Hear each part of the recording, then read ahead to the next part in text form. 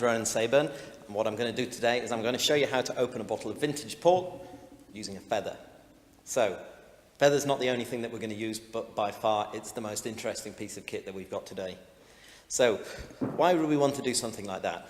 Well, with the old vintage bottles of port, maybe something that's 50, even 60, 100 years old, what happens is that the cork over time starts to degrade and it starts to crumble, and if we attempt to use our corkscrew on that, it's going to fall apart, it's going to fall into the port, it's going to make a bit of a mess.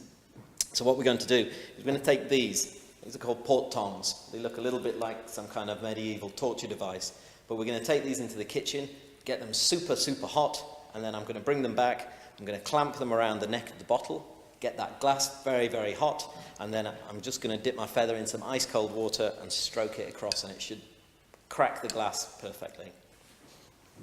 So now these are absolutely red hot. They've been held in the kitchen over a naked flame for a few minutes. So I'm going to clamp these nice and tightly around that neck. I need to wait for a good 15-20 seconds. Make sure that glass is going to get very hot.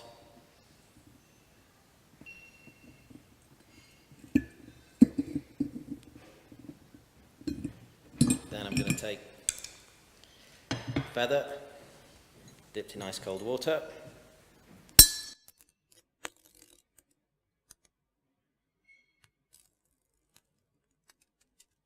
Get a nice crack on the bottle. Top of the bottle comes off perfectly neat.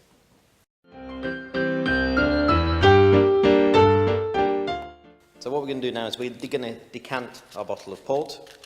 We're going to use a candle as normal, and what we're also going to use is we're going to use a funnel with a little bit of muslin in the bottom of it, just to make sure that the port comes through nice and clean and clear of deposit.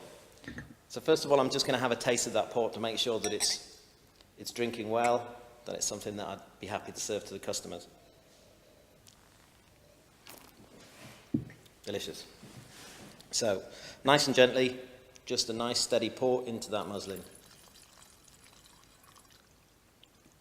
That's the very last bit of port, which is getting fairly thick in deposit. And then if we look in the bottom of our muslin there, we can see just a very fine black sediment.